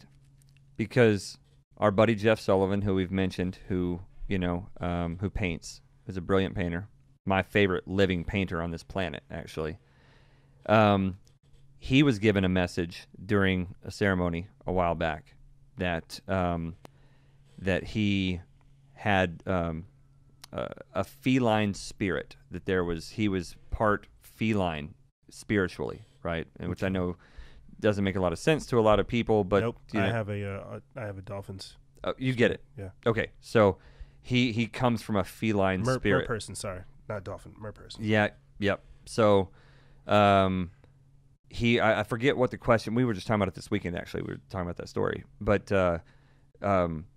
he was given this message, this download from the other side that like the reason why, because he has a cat named Yoda, Mm-hmm. and he was given this message. He said, the reason you relate with your cat the way you do, and the reason why you are how you are, is you have a feline spirit. You're part feline. Like that's kind of, I think the gist of it is you're part feline. Okay. So coming out of that experience, Jeff painted a painting, a self-portrait. You saw a little bit of it earlier. Yes. Guess what color palette he used? The The same as exact, JC's. the exact. It's It's the exact color palette that JC used for his painting. He painted a picture of himself with the exact yellow and black cat eyes that JC painted with the green, with and the then purple. purple. It was So could this be Jeff's essentially spirit animal phasing into JC's reality? we where don't he's know any more distinction than that. That's Yeah. why I told you earlier. There's some weird connection. All we know between, is the synchronicities that Yeah. we have identified. Yes. So we don't know the connection, what it means. Yeah, I don't know how to read that, but it sparked this conversation that in my truck we had earlier. You and I. It's like the Egyptians worshipped cats. Yes. And I also know for a fact that the Egyptians explored the spirit world extensively, and they mapped it out, and it was a science and a religion to them. That And goes back to what we're talking about here. Stuff that can't be seen yep, with the normal eye that animals who have other senses can. yep, exactly. So something that inevitably comes up at our house when we all get together is, when are we going to start doing the fucking experiments with the cats? Like, when are we going to figure out how to make sense of this? And but it's we don't know the answer, but there's a reason why the Egyptians worshipped cats. And if you look into, they didn't just worship the cats. As with anything else you worship, if you're running a properly religious society, they had a lot of practices, a lot of religious rituals around cats. Did you ever see Constantine with Keanu Reeves? Yes. Yes. Do you remember what he did with the cat? Yes. He used the cat as the gateway. He goes, fuck it, we'll use the cat. They're my half in. God. Yeah, He you said- see what I'm saying? He said the cat. He goes, fuck it, we'll use the cat. They're half in and half out anyway. But Yeah. But what medium? What other medium did he use? What other medium? He used the cat and he used water. Water. Yep. That's it. So So whatever you're leaking and whatever was coming through, there has to be something there there is a binder, and it's funny, and I don't remember how we got to it, but a saying that sticks in our tribe, our little circle. My first tribal experience and my first heroic, at some point we got on the conversation mid-trip, and we're all, processing what's going on. Because you kind of come in and out in waves. You come in and out. You check on everybody. Yeah, so in the middle of it, you kind of come out, but you're still there, but you're just enough that you can kind of get up and go to the bathroom. You can go get a drink. You can kind of make eye contact and communicate a little bit before you go back down. A little 5-minute or so. Somebody said something, and Adam said, well, somebody said something about cats. And I don't remember exactly how it referenced, but Adam goes, well, cats live here. I think we were talking about the mind state we were in. We were like, yeah, we're in this mind state. We're kind of half in, half out. And I just remember we're in this shamanic fluid, which we still haven't talked about, but we're in this place. And I was like, man, this is such a weird place. Mentally, psycho-spiritually, we're in this weird place. And I had a cat, and the cat was walking around, and I looked at the cat, and I've been studying that cat for months because I never had a cat before. I've always been a dog guy. And I realized cats are fucking weird, and they're special. They're magical. There's something going on there, and I didn't know what to make of it. But in that place, I went, guys, just think about it. Cats live here. This is the fucking place where the cats... Where they disappear. We were half in and half out of our trip. Right? Yeah. We were able to communicate long enough, and the epiphany came. Oh, this is how they... Because when you're on a trip, if you have a cat, your cat's like... You all right, Oh, dude? hey, what's up, dude? He's studying you. What's going on, He's looking at you, buddy? but he's looking through... He's not looking at you like, oh, you look weird. He's looking at you. Like you finally make sense. Yeah. He's like, oh, you got here. Like, he noticed you. Like, oh, hey, thanks, this guy's yes. been feeding me. Yeah. all this He's like, stuff I for didn't me." know. I didn't know that you could get here. You could get where we're at, and they understand you. And they give you this look of. It's not like your cat looks at you and goes, "Change my litter box." It's looking. It's like when they say holy shit, when you they say made an it. avatar, like I see you. Yeah. It's that. It's a Yeah. recognition of each other. So there is something crazy about cats. We haven't figured it out, but we have had many serious conversations about how to formulate experiments to test the psycho-spiritual capacity of cats. There's something there. Yeah. Yes. We're fully aware that there is something there. Yeah. Now, what we do with that is still in question. But I got to know. Well, why did the Egyptians still have them? Oh yeah. Well, I mean, not still have them. Why did they regard them with like such esteem? It was huge, and there were special things that we read. They expected them to carry your soul through. Yeah, and we looked into this. If your cat died, they would. If your cat died in Egypt, you would shave your eyebrows. That's one thing that you would do. That's one thing that had to do with your cat. So to me, I'm sitting here from my sort of esoteric, occultic, code-breaking sort of standpoint of like, what does that mean? What does this represent? I don't know, but I think that Maybe it's your antennas to see into the other. Yeah, I don't know, but I think that if you spent enough time thinking about it and studying the ritualistic practices of the Egyptians around cats, I think that you could probably figure it out. Mm-hmm. And so once we get a little bit further down that road, we are definitely going to dig into that. Don't worry, no cats will be harmed in the making of this psychedelic video. Absolutely not. We love our kitties, but I think that whether it's I'll leave a shirt of mine or something with JC's cat or curtain rods. We'll test it again, see what happens. Maybe JC leaves a pair of shoes with my cat, and we do it at his house. I don't know. Yeah. But there was too much weird shit wrapped up in it, and we've just seen these connections that you can have at a higher astral plane with whether it's cats or your loved ones, or maybe like in the case of JC and Jeff, encountering someone who has impacted you on some level that you don't even really know fully. I don't know. Psychedelics are they're magical, they're crazy, and they're giving us an insight into worlds that have not been properly explored for thousands of years. Yes. And they just did a special on like NBC or something like that the other night on psilocybin mushrooms and the benefits.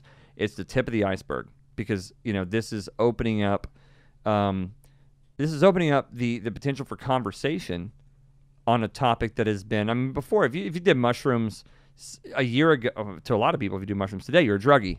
Yeah. But certainly yeah. if you did mushrooms a year ago or 5 years ago, 100% of people would just assume you're a druggie, right? We don't abuse drugs. We're good parents. We love our kids. And in every case in our tribe, these things have given us greater tools to be better parents, better people, better friends, better human beings, to rediscover ourselves and to contribute to society in a more meaningful way. I feel like that's what it should be initially. No, already. They have changed my life for the positive in ways that I cannot communicate in this podcast alone, to talk about the ripples and the impacts of what has happened.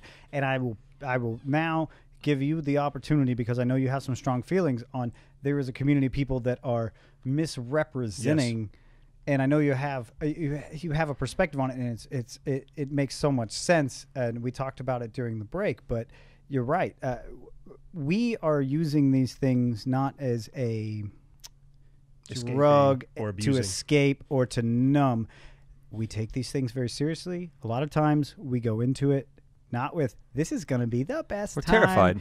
You're scared. You know that there is going to be a lesson to be learned, and if you think about it and you take the time to really process what's happened to you. I get people who message me all the time, I had this really bad trip. What do you think I did wrong? Well, you didn't have a bad trip. You just didn't, you haven't processed what that trip was about. Yep. You had the trip you were supposed to have. You just haven't taken the time, or to some extent where the seeds were planted for you to get those messages that you were uncomfortable with. It was telling you what you needed to hear. Yep.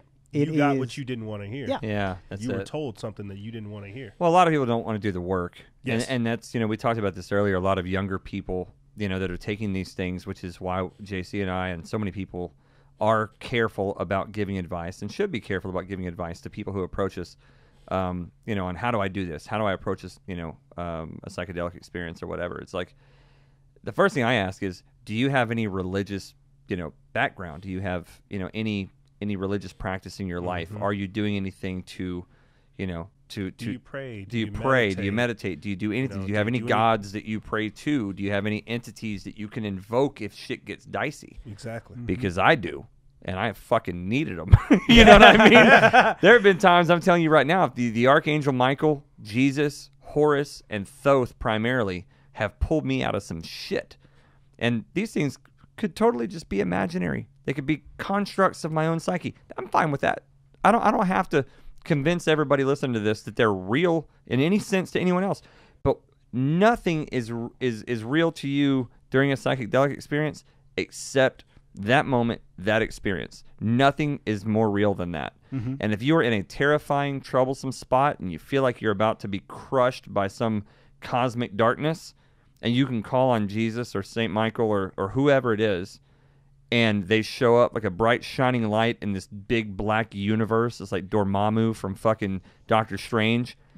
And Jesus shows up and shatters the darkness, and the demon shrieks so loud that your eardrums shatter, and he runs away, and you know what I mean? Yep. It saves your life. That's as real as anything needs to be in that moment. Yep. And it's the realest thing during the realest experience you're going to have. Yes. That's real enough for me. Yes. And I think beautiful. Yeah. Straight beautiful. That was accidental. It was good. Sometimes. What are words for if not to paint pictures? You know what I mean? I think you did a great job with that masterpiece. We're looking at this stuff and hearing you guys talk about it. JC mentioned, I have this. Out hearing you guys talk, I'm flabbergasted. I want to know this stuff, and I know there's other people out there that want to know this, but because it has this like connotation where you have people that are doing, hippie flips, or people that are just going to raves and dance festivals and shit. And I get that. Raves, yeah. I hear that, Plur, do your thing. But what's happening right now is things are changing. And hearing you guys talk about this is the wisdom that's supposed to be unveiled to us. And this isn't being, this connotation, the wisdom should be received from doing these things, isn't being attached, or at least it's being removed from it. You see, people are doing it as if it's like a party drug. And I think that's why I'm having like a problem, because this isn't some party. You're going to learn more about yourself. You're supposed to be experiencing something. Well, we've talked on and off air about natural law. Yes. Natural law, right? When you look at nature, you begin to see, where balance is, where that midline is between order and chaos, between, proper use and excess. Yes. Moderation. Moderation, Where's that midline? And ancient people, I think we might have talked about this on your show, but ancient people took psychedelics in accordance with sun cycles and moon cycles. Yep. And they spent the rest of the year integrating the lessons that they learned. That's what they did. And, you know, if you're taking psychedelics every single weekend, like substantial doses. Like the college dorm room shaman. Yeah. This, that guy. This was like one of the first things that I think, like, whenever you first came on the podcast that we had like joked about, is you're like, no, I'm not one of those little dorm room shamans. I don't do that. And I was like, awesome. Well, he's not, and none of this is about trying to teach you how to take 3 grams on a Saturday night and not have a bad time. You know what I mean? That's Yes. not. It's not what this is about. It's not about teaching you how to navigate a psychedelic experience so you don't have a bad trip. That's not what it is. And I think a lot of people go, "Oh, I take this and sometimes I freak out, or sometimes I have anxiety, or well, that's not That's not the trip. That's not. We the don't trip. do that here. Yes. We do not do that here. Yeah. We're in Wakanda and we have rules and we have things set up. We are not. None of this is to educate somebody who is not going to take it seriously. Yes. Do the homework and just try to have a good time. This is to put a spotlight on the benefits and the realities of it. The realities of it are, you can't take 3 grams and try to have a casual evening. You can. People do it. And people are going to say that that's nonsense that I just said that. That's fine. That is not how we approach this. There is something more to it. Yes. There is something about it that is, you can unlock that, and it can unlock you, and it can open you up. Those are the teachings I want to know. Would I give a 12-year-old the wanna- keys to my truck? No. No. No. Well, you know, would I give one of you guys the keys? Of course. You know, and it's no different. You know, would I give a 12-year-old my Desert Eagle? Nope. No.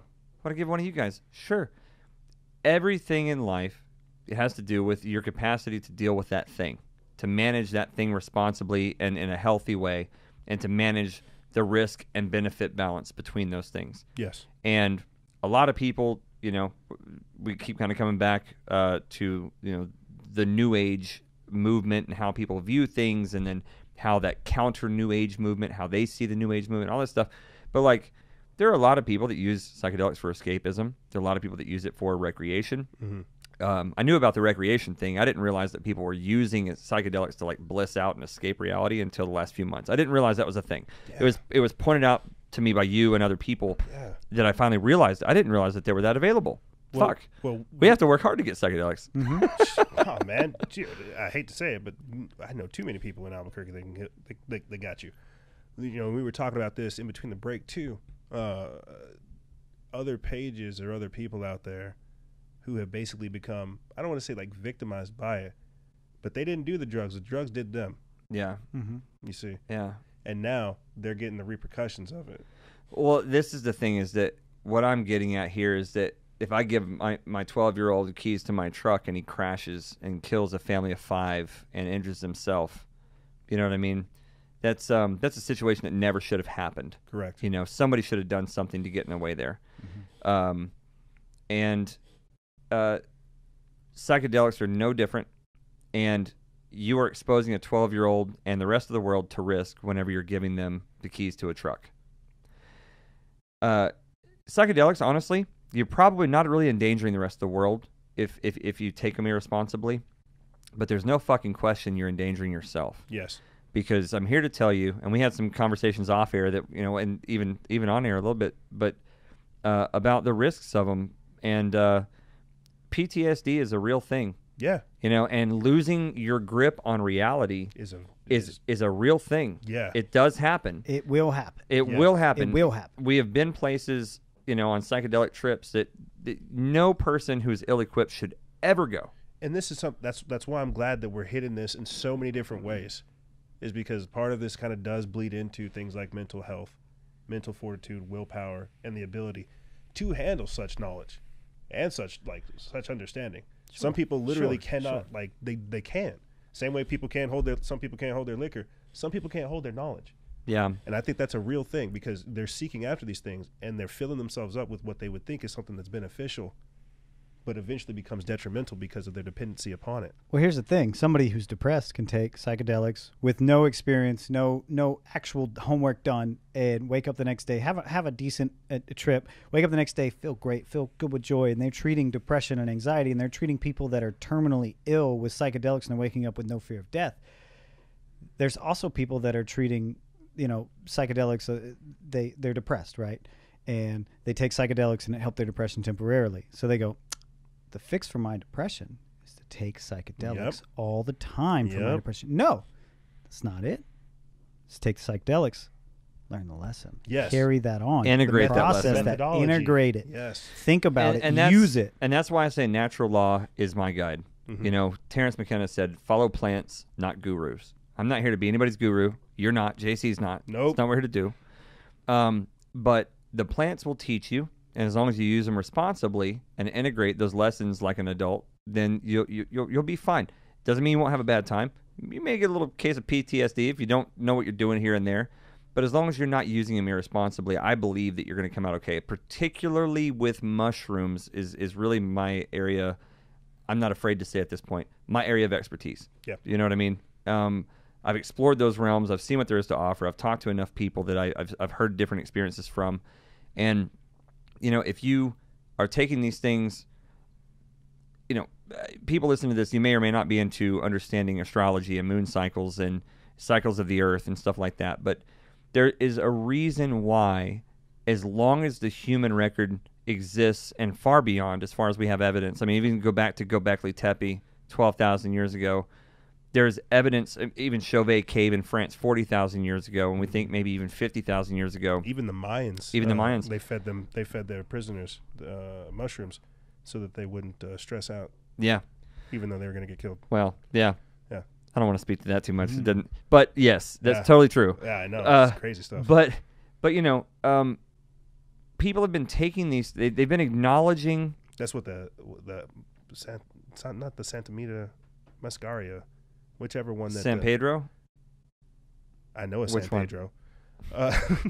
The Amanita Muscaria. Amanita Muscaria? There you go. What did I say? The Santa Maria? That right that there? one right there. Yeah. Yeah, that's the Amanita Muscaria. Isn't this what people commonly depict as Santa Claus?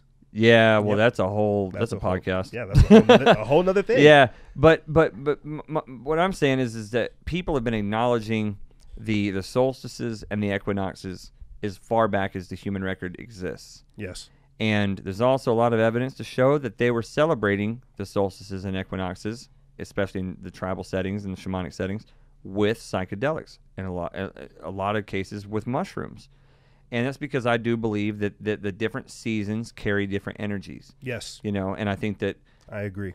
A human being has cycles down from the circadian rhythm of the heartbeat and the brain cycles, morning, noon, and midnight, and that cycles up to winter, spring, summer, fall, all the way up to the great cosmic cycles and the yugas of the Hindus that EJ and I have talked about today. Well, this is what you were talking about beforehand with, I'm not sure if it was Dick Kahn, but the individual who was talking about how your brain receives certain frequencies in different parts of the body. Rupert Sheldrake. Yep. Everything is everything. And I know it sounds like a really bullshit, pointless thing to say, but like when you get it, you get it. Yeah. Well, it's the truth. It is, and it doesn't need any explanation. It the stands seasons on its own. are the seasons, and whenever you have a new moon, if you do a new moon release, which is a you can make it a fairly minor ritual if you want to call it witchcraft or whatever you want to call it, but it's really just connecting with the source of where we come from, which is nature. And you write down all the things that you want to release, traumas, stresses, fears, anxieties. Write those things on a full moon or a new moon. Throw them in the fire. Say a prayer, and that's fine. You want to take a mushroom or two on top of that. You will have an experience that will change your life for at least the next season, if not the rest of your life. It could be the next season, the next half a year, the rest of your life. There's power in understanding the way that the heavens, correspond to our own lives. Mm-hmm. And the ancient people understood, and shamanic tribes still today, even like the Bushmen of the Kalahari that are doing shamanic rituals, understand that the solstices and the equinoxes, the moon cycles, there's a reason why they've always honored these things, like Christmas, Easter, You know, these things all correspond with ancient rituals. You call them pagan rituals or whatever, which is a bullshit term to begin with. But these are rituals that people have been honoring forever because they understood truth. They understood our connection to nature. Yep. And if you just take these psychedelics, I mean, God, we do big mushroom doses like twice a year. Yep. That's it. Yep. We don't walk around doing this shit all the time. This is not a regular basis. This is not a Saturday night. Yeah, it's not a hey, fun. I'm bored kind of. No, this is hey, we've got a full moon coming up, you know, and how's your life going, JC? You guys I don't know if I'm in a place. You're not in that place? I don't know. All right, so we'll pass on All that. right. But you know, if you're in a place where you have some shit you need to let go and you're feeling that call, let's do this. Well, you're touching on exactly something I wanted to hit on, because you have an Instagram page, hundreds of thousands. You have tens of thousands of people you reach. I have an Instagram page. I have 600 and something followers. It's relatively new.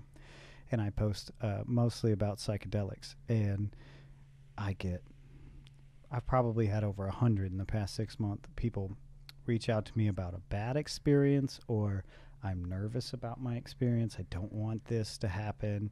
And I don't give advice. I always say, do your homework. I always reference. I always give a link. Mm-hmm. I always give here, go This here. podcast will actually go down as something that we can refer people to. This forward. will be the link. One of the things that I'm most excited about is that History. this podcast is going to be something that we can now go, hey, we did a podcast on this. Well, Go to part 2. Here's the link. Bam. Well, and Nice. since we're going this deep, this is something I I'll feel at my be sure core. to send all the links for all these documents. I too. need to say, every heroic dose that I've ever had, every big psychedelic experience that I've ever had, can be classified as a bad trip. Could be classified as I've only had 2 good trips not a good time out of 100. I've had 2 good ones. Just start to finish, where start it was to finish, okay. shit went great. Yeah, you know what I mean. And a lot of people aren't. They don't go into it looking for that. no, they always start for you. They almost always start for you. Almost always start for you as a great time. But there's going to come a part in those hours, especially with psilocybin, LSD, that are long lasting. Yeah. There's going to be a dip. There's going to be a part where the teachers, those plants, are going to give you a lesson that they go, hey, I know we've touched on all this, and we've shown you love, and we've shown you joy, and we've shown you all of these great things. You need to take a look at this. And they start to tell you, hey, you know that one thing? You might want to take a look at this. And you go, I don't want to talk about that. And they go, nope, here you go. Yeah, and people don't want to face that, and so it becomes a bad trip because you are not going to overpower the mushroom. Yeah. You know, you're not going to do it, and the more you fight it, the worse it gets. Mm-hmm. You know, what mine showed me, and I talk about this all the time because I think it's important, especially as a dad talking about this in public, and people think, well, this guy's a fucking druggie. He has no business raising kids. I'll tell you what, I had no business raising kids when I wasn't doing drugs. You know, it wasn't until I took my first big dose of mushrooms where the mushrooms went, hey, look, guess what? You're a bad fucking dad.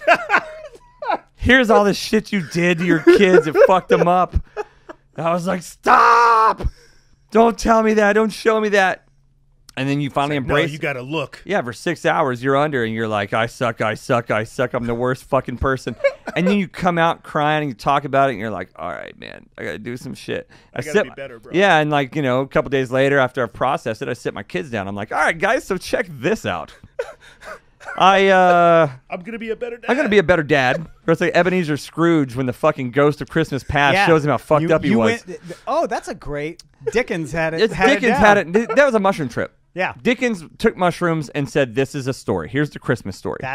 This is fucking I need Oliver. to stop being an asshole. Just stop being an asshole. I'm going to help people. And that's literally, if you want to know what fucking mushrooms do, go read the fucking Dickens Christmas Carol. Yeah.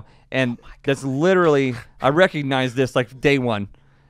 I guess I never said that. But yeah, this is like the first, I was like, oh my God, I feel like, Ebenezer Scrooge. And it's like, I sat down with my kids. And my older kid, I think, he was 10 at the time. My younger one was 6.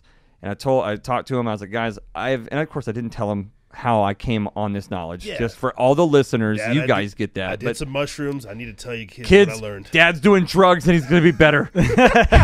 Here, give me hugs. Yeah, give me hug the druggie.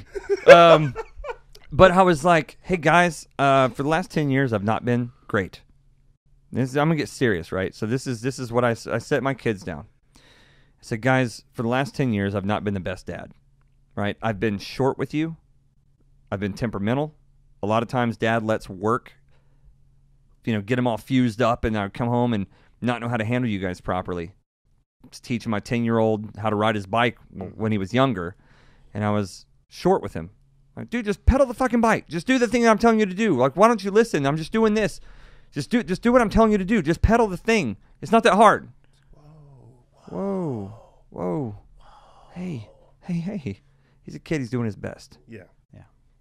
But you don't think these things. In that moment, I had 10 million things going on in my head. Yeah. I have work. He's just another thing. He's just another thing. That's a person. It's a little human that is internalizing everything you're saying, that is formulating his own self-image based on how you're treating him.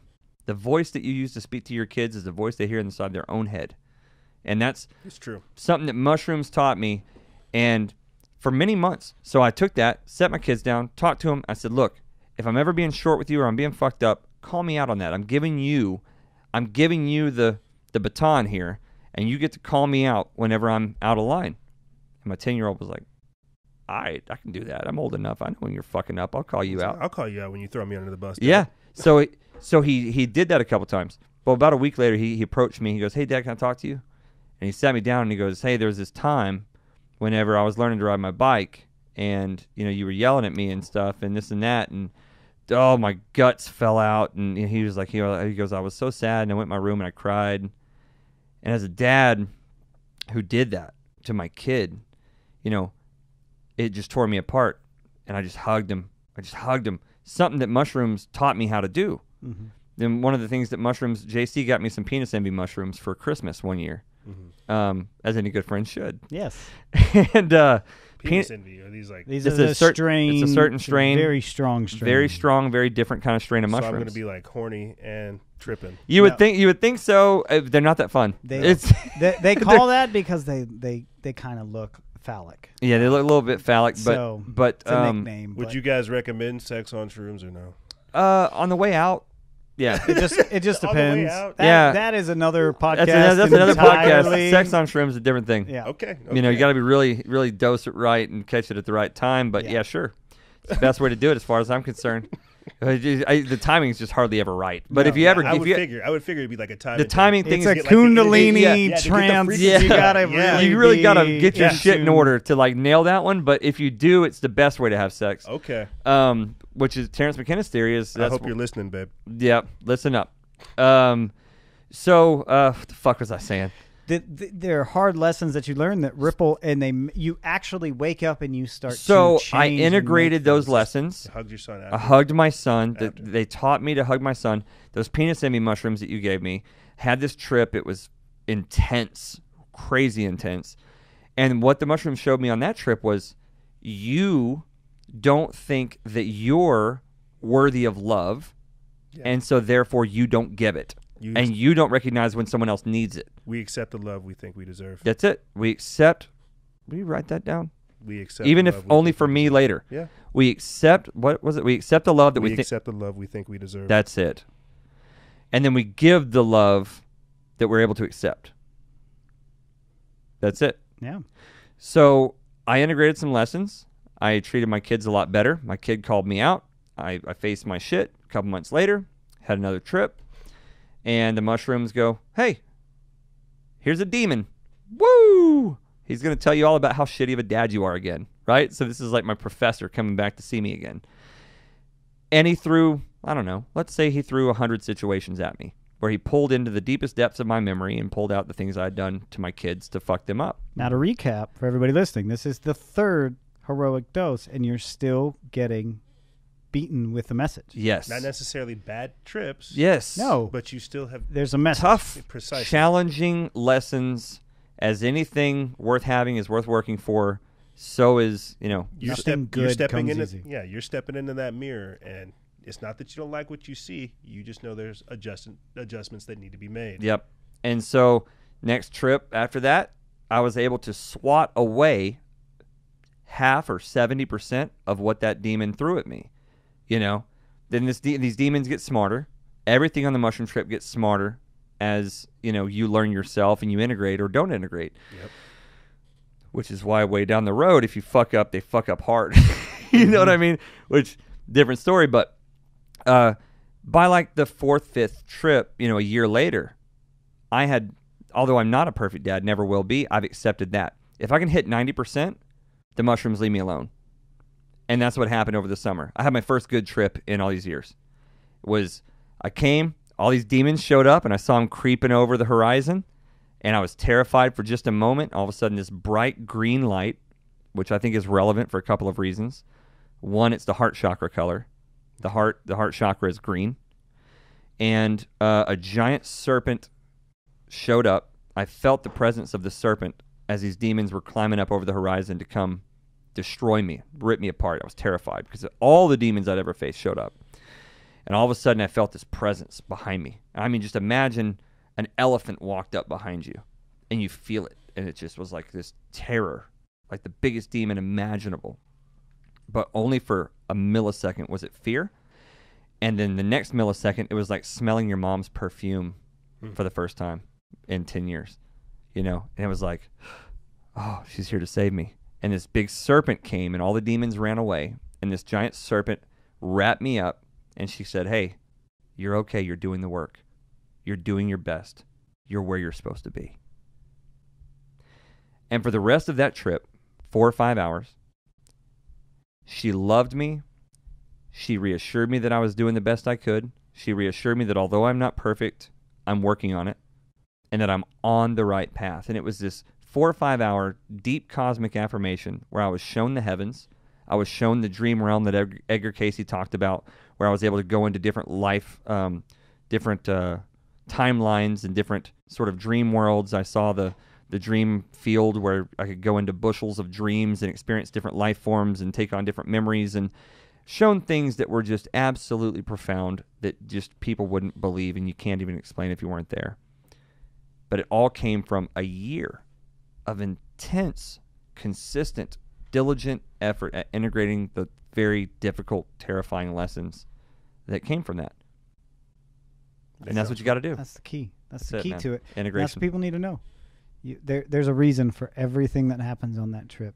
It's not happening to you. It's happening for you. Yes. You're supposed to grow through this. Yeah. That's exactly it. So, guys, if you're going to take psychedelics, take them seriously. Take them with respect. Take them with the right people, the right set and setting. Set the right mood. Put on the right music. I've got the playlist for you if you need it. But it's basically like 3 Trevor Hall albums. And understand that there's no magic pill, right? If you want to lose 50 pounds, there's no magic pill. You don't take one pill, right? You have to go to the gym. You have to drink water. You have to eat right. You have to do all those things if you want to lose weight. And if you want to make yourself a better person, you want to gain something from psychedelics, it takes a lot of different dynamics in your life that are all lined up to make that work. We're going to end it on that note for today. But if you hear this, if you enjoyed it, make sure that you don't miss out on tomorrow's episodes. EJ from Freedom Faction flew all the way in from Albuquerque out here to Dallas to the studio. We're having the fucking greatest time. Yeah. Talking about a lot of cool stuff. And tomorrow, we're going to dig into this giant stack of really kick-ass documentation that EJ brought out for us, getting into shit that I can't even tell you, man. I mean, all the really woo-woo stuff that we're talking about today, he's got documentation that backs up scientific studies, that backs up government experiences. It's declassified documents, things that you wouldn't even believe exist until you hear about it tomorrow. And we'll make sure that you guys have access to all that stuff, and you can find it whenever you feel like looking it up. So on that note, this is the Wayfinder podcast. I'm Adam. We got JC with us. We got EJ from Freedom Faction. We love you guys. We appreciate you. And we're going to send you off. Please like, share, and subscribe. And as always, the shamanic blessing, may the light be upon you. May peace be within you. And may you be a sun on the paths of all men. God bless you guys. Check you later.